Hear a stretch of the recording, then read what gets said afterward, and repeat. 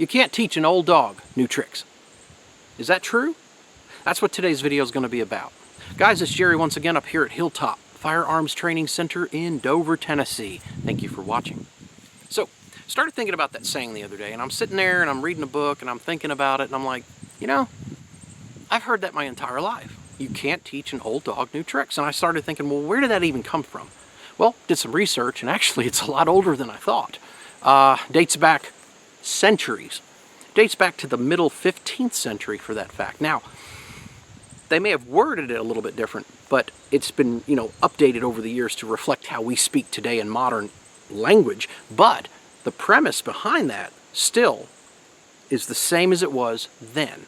You can't teach an old dog new tricks, meaning, is it true the older we get, the more set in our ways we become, and it's harder to learn new things? I think it has a lot to do with several factors, one of which is the type of person you are. If you are open to learning, if you're willing to accept maybe a new idea, try it, and then decide for yourself whether or not it works. But sometimes people are very closed-minded to that. No, I'm not going to learn all that. So I started thinking about how it pertains to myself included. I was thinking, like, I've always felt pretty good about accepting new things, learning new things, or being open-minded enough to at least try them once.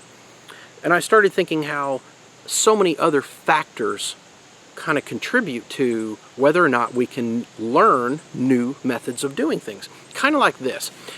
Muscle memory, that's a big deal. That plays a huge part. Anything that we do repetitively using, our motor skills, the more we do it, the less we have to think about it. So as we perform a particular task, it becomes second nature, doesn't it? Here's a good example.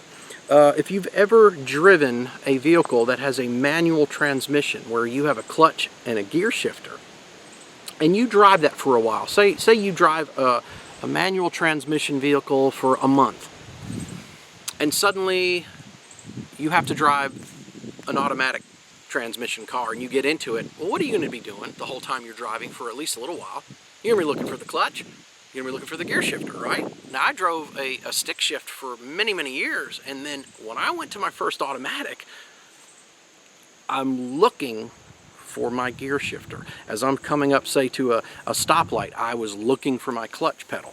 So it wasn't like I was consciously thinking about it. It was just there because I had done it so many times.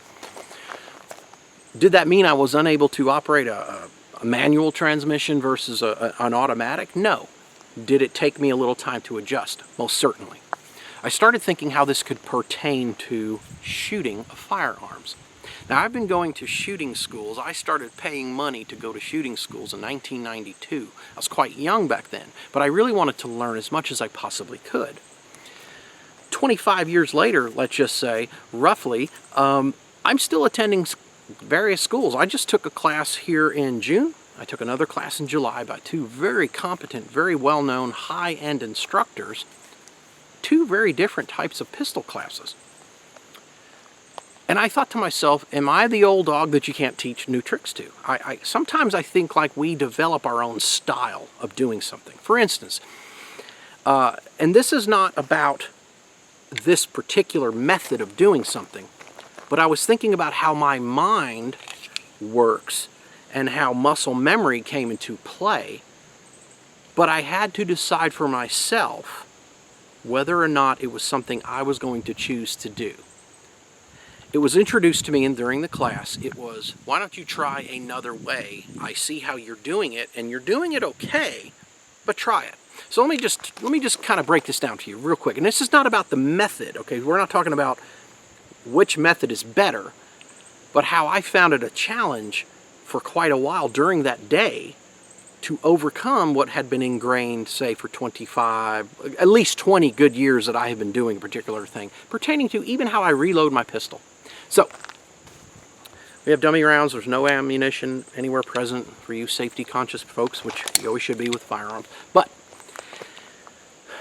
for a very, very long time, in fact, even into my own curriculum that I feel very strongly about, I have taught when the pistol locks to the rear on an empty magazine, you instinctively, as you go to grab your fresh mag, mag comes out, mag goes in. From here, we come over the top, grasp the rear slide serrations, roll back into our shooting grip. That has been something that I have felt adamantly behind. I felt it worked. A lot of the reasons why I felt it was something that I should pass on was because of how I was taught. They were always explaining, now, although you may have a slide release on your pistol, when your fine motor skills have been depleted because of stress, adrenaline, whatever may be going on, and you're focused on perhaps a threat, the last thing you want to do is miss the slide release, okay? Now, this is not to get into any kind of a tactical argument with any of you guys out there. I'm just trying to show you how muscle memory, having something ingrained after 20 plus years, I was able to overcome it, but it still took a while. But you have to be the person that decides whether or not it works, does it make sense, and is it something that I feel is a better way of doing it. So, for a long time it was basically thought, let me go ahead and pull the dummy round out. If the pistol has locked to the rear and your fine motor skills are depleted because of stress and adrenaline, you always have a very solid, true purchase by using the big part of your hand here, here, there. Okay? So that was the theory behind why I was taught what I was taught and why I felt it was beneficial to teach other people the same thing. So lo and behold, here I am in class, and the instructor, extremely knowledgeable, been doing it since 1976, says, when you walk into a room and you go to turn a light on and there's a pull chain on, say, like a ceiling fan, do you do this or do you do this? And I'm like, well, I do this because this makes sense. Dexterity, right? Click. He's like, so why are you coming over the top to reload your pistol? And I'm like, I've never really thought about it. I said, but I don't use a slide release. Some people do, some people don't. Now, there's nothing wrong with this. There's nothing wrong with that. So chill out if that's freaking you out too. But for 20 plus years, it's been here, here, here. Because it works. But he introduced me to something else. Now, I'm going to be 46 years old, so I'm kind of set in my ways. Not to say that I'm not willing to learn and adapt, but muscle memory is a good and a bad thing. It can be just as equally good and just as equally bad if you're doing something counterproductive. Or you simply want to break out of that box that you've been in for so long and you're trying to unlearn something. I found myself the first few times, I was going right back to what I had felt to me had mastered. So here was a new method that he brought up to me and said, try this. The gun goes dry, magazine comes out, here, here, here. And I'm thinking, He's like, why would you not roll the gun inboard? And I'm like, never thought of it. So I started thinking to myself, am I in fact an old dog that you can't teach new tricks to? For about the first few reps, I was. Because when it's so ingrained in your muscle memory and motor functions, you will revert back to what you've done for so long. But I started thinking about the method he was trying to convey to me. Now, once again, let me say this again. This is not about talking about the method, because there's so many different people teaching different things. I'm talking about how I was able to pick and choose and go, you know what, actually I like that better. It wasn't about, well, this is proven, this is the only way I'm going to do it. No, no, no. If you live your life like that, sometimes you may need to rethink some things and think, can I try it? Try it. Does it work? Yeah? No? Do you like it? Yes? No? Does it seem to cut down on the excessive movements? Yes or no? Is it productive? Is it beneficial? Is it something that is useful? If it is, then you need to be the one to whether or not you're going to adopt it into your training doctrine. So, once again, let me grab the spare mag that I dropped on the ground. Whoop, back up. So, once again, let's just look at the mechanics of why he was telling me to do this. So for a long time it was here, here, here, here. Now, there's nothing wrong with that, but what is wrong with this? In my opinion, nothing. In fact, it actually makes more sense. It's here, here, here. Look at the gun where it's pointed, in the general direction of the bad guy or intended target or threat.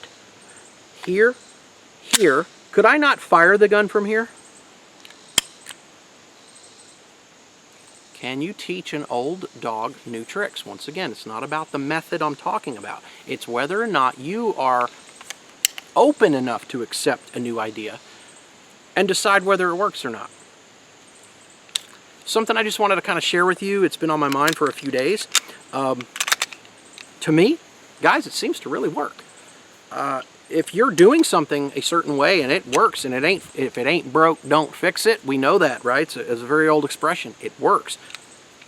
Then do it. But can you teach an old dog new tricks? If you can teach somebody like me who's done something for like roughly 25 years, I've been doing this, this, this, and I thought it worked, and all of a sudden they're like, why don't you try this? And I'm like, I like it better. You have to make the choice yourself. Be flexible, be adaptable. Learn new methods and adapt. Overcome, train, learn, absorb, communicate with people. That's what this is about. If you take training serious, try new things. It's kind of like food. You may be like, ooh, what is that? Oh, it's this. I don't know. Well, just try it. You may end up loving it. Think about that, guys. I'm an old dog, and I've learned some new tricks. Guys, thank you for watching. I'll see you soon on the range.